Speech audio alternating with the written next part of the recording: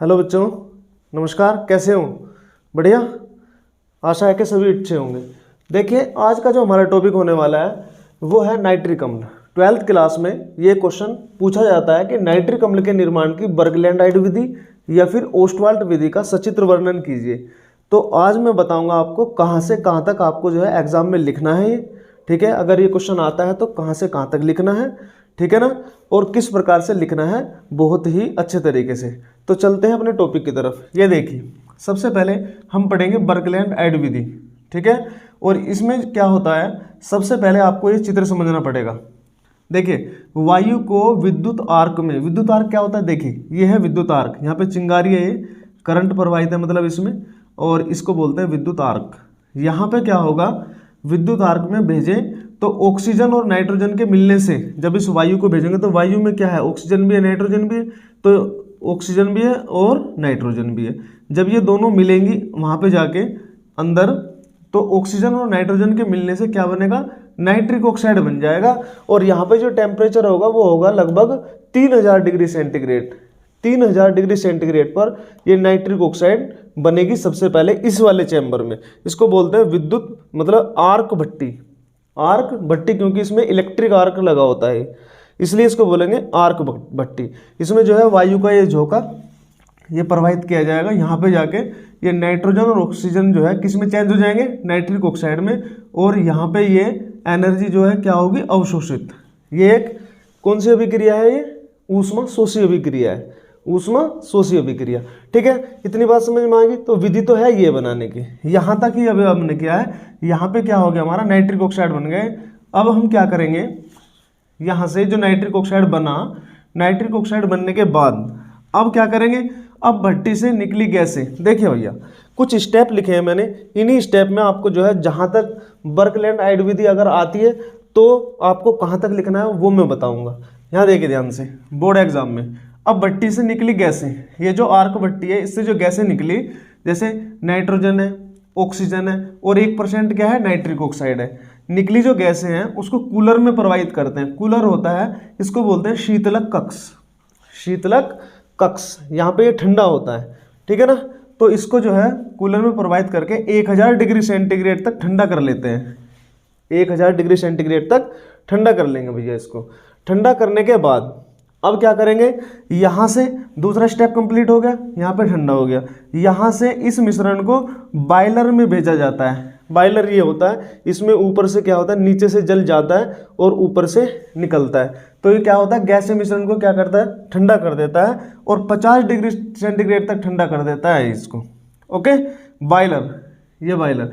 सबसे पहले वायु को अंदर भेजा गया आर्क भट्टी में, यहाँ से नाइट्रोजन और ऑक्सीजन मिलकर नाइट्रिक ऑक्साइड बना लिया। ठीक है भैया। उसके बाद इसको भेजा गया कूलर में, शीतलक कक्ष में भेज दिया। वहाँ पे इसका टेम्परेचर कितना हो गया, 1000 डिग्री सेंटीग्रेड तक उसको ठंडा कर लिया। अब और ठंडा करने के लिए इसको कहाँ भेजा जाएगा, बॉयलर से गुजारते हुए ऑक्सीकारक टावर में भेज दिया, ऑक्सीकरण टावर में भेज दिया जाएगा। ठीक है भैया, ऑक्सीकरण टावर, ये ऑक्सीकरण टावर है, ठीक है, ऑक्सीकरण टावर। तो यहाँ से इस मिश्रण को बॉयलर में भेजा गया, 50 डिग्री सेंटीग्रेड से टेम्परेचर हो गया यहाँ पे, ठीक है। फिर ऑक्सीकरण टावर में भेज दिया इसको। अब मिश्रण को लोहे से बने हुए ऑक्सीडाइजिंग चैम्बर में भेजा जाता है, ठीक है। ऑक्सीडाइजिंग इंग्लिश में बोलेंगे इसको, ऑक्सीकरण टावर बोलेंगे हिंदी में। अब यहाँ पे क्या होगा, यहाँ पे जो नाइट्रिक ऑक्साइड थी, जो नाइट्रिक ऑक्साइड थी हमारी, उसने क्रिया कर ली किससे, ये किस में बदल जाएगा, जब इसका ऑक्सीकरण होगा तो ऑक्सीजन ऐड होगी। ऑक्सीकरण में क्या होता है, ऑक्सीजन जुड़ जाती है। तो यहाँ पे जो है नाइट्रिक ऑक्साइड ऑक्सीजन से जुड़कर क्या बना लेगा बच्चों, नाइट्रोजन डाइऑक्साइड। क्या बना लेगा, नाइट्रोजन डाइऑक्साइड बना लेगा। अब जो नाइट्रोजन डाइऑक्साइड बनी, ये जो है एल्यूमिनियम की नलियों में को होती हुई जाएगी और कहाँ पहुँचेगी, अवशोषण टावर में। कहाँ पे, अवशोषण टावर में पहुंच जाएगी बच्चों। यहाँ पे क्या होता है, ऊपर से क्या होता है, जल टपकता रहता है और उसमें जो है ये क्वार्ट्स ये पत्थर के टुकड़े जो है रखे होते हैं, ठीक है। क्वार्ट्स मीन्स होता है रेत, तो रेत से बने हुए ये रखे रहते हैं पत्थर और ऊपर से टपकता रहता है जल। एक इधर को भी इसका वो खुला रहता है दरवाजा और यहाँ पे वेस्ट गैसें निकलती रहती हैं। ओके, और नीचे हो जाता है क्या जमा, HNO3 नीचे निकलता रहता है। ओके बच्चों, तो यहाँ पे अवशोषण टावर में भेजा जैसे ही तो ऊपर से जल टपकता रहता है। जल से रिएक्शन करने के बाद ये जो NO2 बनी, यहाँ पे क्या बनी हमारी NO2। देखो ऑक्सीकरण टावर में NO ने ऑक्सीजन से रिएक्शन की तो नाइट्रोजन डाइऑक्साइड बन गई। अब ये जो नाइट्रोजन डाइऑक्साइड है ये जल से क्रिया किया इसने, जल से क्रिया करने के बाद ये किस में चेंज हो गई, HNO3 में, और कुछ मात्रा इसकी NO2। मेन प्रोडक्ट हमारा क्या मिला, HNO3, जो कि तनु मिला हमें। कैसा विलयन, तनु विलयन, हल्का विलयन। अब इसका जो है 30% सांद्रता का ये विलयन मिला तनु। ठीक है भैया। और ये विद्युत जो जहाँ पे उन स्थानों पर ये विधि यूज की जाती है जहाँ पर जो है विद्युत बहुत ज़्यादा सस्ती होती है। ठीक है बच्चों, समझ में आया नहीं? तो हम कर रहे हैं नाइट्रिक अम्ल बनाने की बर्कलैंड आइड विधि। सबसे पहले क्या होगा, यहाँ पे कंप्रेसर के द्वारा वायु का झोंका अंदर प्रवेश करेगा आर्क भट्टी में। आर्क भट्टी में प्रवेश करने का N2 और ऑक्सीजन बदल जाएंगे नाइट्रिक ऑक्साइड में, नाइट्रोजन और ऑक्सीजन बदल जाएंगे नाइट्रिक ऑक्साइड में। फिर उसको भेजा जाएगा शीतलक कक्ष में। शीतलक कक्ष में भेजने के बाद क्या होगा भाई, शीतलक कक्ष में 1000 डिग्री सेंटीग्रेड तक वो मिश्रण जो है क्या हो जाएगा, ठंडा। ठंडा होने के बाद क्या होगा, अब उसको बायलर में भेजेंगे। बायलर और ठंडा कर देगा उसको, तो क्या हो जाएगा 50 डिग्री सेंटीग्रेड तक ठंडा कर दिया।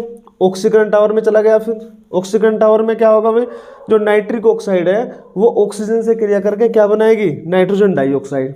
ओके, फिर कौन से कक्ष में भेज देंगे उसे, अवशोषण टावर में। ये बोला जाता है अवशोषण टावर। ऊपर से जल टपकता रहता है, क्वार्ट्ज पत्थर के टुकड़े रखे रहते हैं और HNO3 प्राप्त हो जाता है। ये विधि सस्ती है। ठीक है, जहाँ पे विद्युत सस्ती हो उन स्थानों पर इस विधि का यूज किया जाता है। और इससे जो है 30% तनु HNO3 यानी कि नाइट्रिक एसिड प्राप्त किया जाता है। तो ये है बर्कलैंड आइड विधि। इतना लिखना है आपको बोर्ड एग्जाम में, अगर विधि आती है तो। और अगर आता है कि HNO3 की क्रिया दूसरे किसी अन्य तत्व के साथ करानी है या यौगिक के साथ करानी है तो उसके वो आ जाता है रासायनिक गुणों में, उन्हें भी मैं कराऊंगा। ठीक है, तो इसके बाद में हम चलेंगे ओस्टवाल्ट विधि पर, जो कि औद्योगिक विधि है दोस्तों। ठीक है, अगर समझ में आया हो तो वीडियो को लाइक और चैनल को सब्सक्राइब जरूर कर देना। ठीक है ना, इसी के बाद कराऊंगा ओस्टवाल्ट विधि। ठीक है,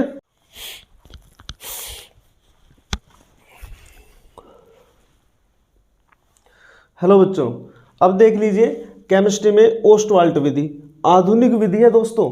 नाइट्रिक अम्ल बनाने की ओस्टवाल्ट विधि, HNO3 बनाने की, नाइट्रिक एसिड बनाने की ओस्टवाल्ट विधि पढ़ेंगे हम यूपी बोर्ड एग्जाम में। या तो ओस्टवाल्ट विधि या फिर बर्कलैंड आइड विधि। यूपी बोर्ड एग्जाम में 12th क्लास में केमिस्ट्री के अंदर यूपी बोर्ड एग्जाम हो चाहे कोई सा भी बोर्ड एग्जाम हो, दोनों में से एक विधि जरूर आती है हर साल। ठीक है, तो ओस्टवाल्ट विधि करेंगे इसमें। ठीक है, इससे पहले मैंने बर्कलैंड आइड विधि कराई है, अब कर लेते हैं ओस्टवाल्ट विधि। देखिए करना क्या होता है, इसमें 3 बॉक्स होते हैं। ये 3 बॉक्स बना लेना है आपको इस टाइप से, और जो है ये नलियों के द्वारा इनको ऐड कर देना है। ठीक है, तो होता क्या है, देखिए ये है NH3 प्लस वायु यानी कि ऑक्सीजन। क्या होता है, NH3 यानी कि अमोनिया और ऑक्सीजन के मिश्रण को 800 डिग्री सेंटीग्रेड ताप पर, जो कि इसका होता ही है अंदर, यहाँ पे प्लेटिनम की जाली लगी होती है। इस कक्ष का नाम है उत्प्रेरक कक्ष, कैटलिस्ट चैम्बर बोलते हैं इसको। कैटलिस्ट चैम्बर उत्प्रेरक कक्ष है। इसमें उत्प्रेरक का काम कौन करता है, पीटी जालियां। पूछ भी लेता है कि ओस्टवाल्ट विधि द्वारा जब HNO3 का निर्माण होता है नाइट्रिक अम्ल का, तो कौन से उत्प्रेरक का यूज किया जाता है, तो वो किया जाता है प्लेटिनम का। ये क्वेश्चन कई बार आ चुका है।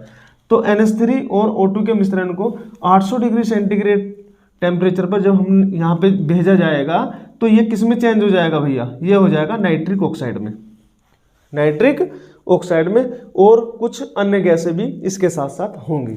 ओके, आपको बस इतना लिखना है, जितना लिखना है एग्जाम में उतना बता रहा हूँ कि आपको जो है इतना लिखना है। अगर विधि आती है तो, सचित्र वर्णन आता है तो। ठीक है, तो ये हुआ हमारा। सबसे पहले नाइट्रिक ऑक्साइड बन गई, NH3 और ऑक्सीजन को भेजा हमने उत्प्रेरक कक्ष में। और भैया यहाँ पे प्लेटिनम की जाली लगी होती है जिनका टेम्परेचर होता है 800 डिग्री सेंटीग्रेड।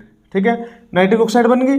अब क्या करेंगे, अब जो गैसीय मिश्रण बना हमारा उसको भेज देंगे कहाँ पे, ये है ऑक्सीकारक टावर। ऑक्सीकारक टावर या ऑक्सीडाइजिंग चैम्बर बोल सकते हैं इसको। यहाँ पे जो नाइट्रिक ऑक्साइड बनी वो उसका ऑक्सीकरण होने के बाद वो किस में चेंज हो जाएगी, ये भी लिख सकते हो, ऑक्सीकरण टावर में भेजा जाता है गैसीय मिश्रण को, और वहाँ पे जो नाइट्रिक ऑक्साइड है वो उसका ऑक्सीकरण होने के बाद किस में बदल गई, नाइट्रोजन डाइऑक्साइड में, नाइट्रोजन डाइऑक्साइड में। ज़्यादा नहीं लिखना है, टू द पॉइंट आंसर देना है केवल कि भैया प्लेट, सबसे पहले हमने उत्प्रेरक कक्ष में जो है NH3 और ऑक्सीजन का मिश्रण भेजा, जहाँ पे क्या बनी, नाइट्रिक ऑक्साइड। अब उसको जो है कहाँ पे भेज दिया हमने, ऑक्सीकारक टावर में, जहाँ पे वो ऑक्सीजन से रिएक्शन करके यानी कि उसका वहाँ ऑक्सीकरण हो जाएगा, ऑक्सीकरण करने के बाद बना देगी वो क्या, नाइट्रोजन डाइऑक्साइड। ठीक है, दूसरा काम खत्म। अब जब नाइट्रोजन डाइऑक्साइड बन गई, अब उसको कहाँ पे भेजेंगे, अवशोषण टावर में। ये अवशोषण टावर है, एब्जॉर्प्शन टावर बोलते हैं इसको इंग्लिश में। यहाँ पे ऊपर से जल टपकता रहता है, ये क्वार्ट्स है, क्वार्ट्स, इसको लिख लेना इधर को, ये क्वार्ट्स होता है दोस्तों। रेत के मोटे मोटे वे होते हैं पत्थर, ठीक है, क्वार्ट्स, क्वार्ट्स होता है, ठीक है। अब अवशोषण टावर में भेज दिया भैया, ऊपर से जल पड़ा टपक रहा है, इसमें ये जल है, ये क्या है, जल, और ये क्वार्ट्स है, और क्वार्ट्स के अंदर यहाँ पे नीचे से क्या हुआ, नीचे से नाइट्रोजन डाइऑक्साइड है वो नीचे से इधर को जा रही है, इधर से जाने के बाद क्या हुआ, अब इससे जल से रिएक्शन होगी, इसकी जो नाइट्रोजन डाइऑक्साइड है उसकी तीसरे चैम्बर में कौन कौन सी रिएक्शन होंगी, जल से रिएक्शन करने के बाद इसने बनाया, एक तो नाइट्रिक अम्ल बना लिया, एक बनाया नाइट्रस अम्ल, नाइट्रस, ये नाइट्रस है, और ये है नाइट्रिक, ये नाइट्रिक एसिड है, और ये है नाइट्रस एसिड। ओके, ये दोनों बना लिए। अब ये जो HNO2 बना, ये तो बन ही गया, ये HNO2 इसका क्या हो जाएगा, ये भी बाद में किस में कन्वर्ट हो जाएगा, HNO3 में, किस में कन्वर्ट हो जाएगा, HNO3 में। और HNO3 हम बना रहे हैं, HNO3 क्या है, नाइट्रिक एसिड। तो इससे जो है तनु नाइट्रिक, जो तनु नाइट्रिक अम्ल है वो मिला हमें, साथ के साथ ये भी मिलते हैं, लेकिन हमें नीचे से जो है HNO3 उसको हम इकट्ठा कर लेंगे किसी दूसरे बर्तन में। ये बात समझ में आ गई। सबसे पहले क्या हुआ, NH3 और ऑक्सीजन का मिश्रण भेजा कहाँ पे, उत्प्रेरक कक्ष में, जहाँ पे प्लेटिनम की जाली लगी है। प्लेटिनम जाली लगने के बाद 800 डिग्री सेंटीग्रेड है, वहाँ पे क्या हुआ, उसका ऑक्सीकरण होगा भैया, यहाँ ऑक्सीजन से रिएक्शन करने के बाद नाइट्रिक ऑक्साइड बना ली। फिर जो गैसीय मिश्रण है उसको कहाँ पे भेज दिया, ऑक्सीकरण टावर में।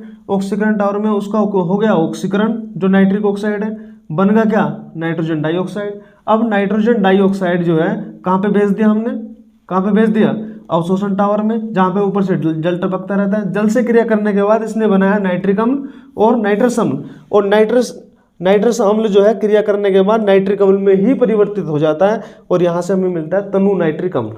तो ये है ओस्टवाल्ट विधि, जो कि मॉडर्न मेथड है, आधुनिक विधि है ओस्टवाल्ट विधि, नाइट्रिक अम्ल बनाने की ओस्टवाल्ट विधि।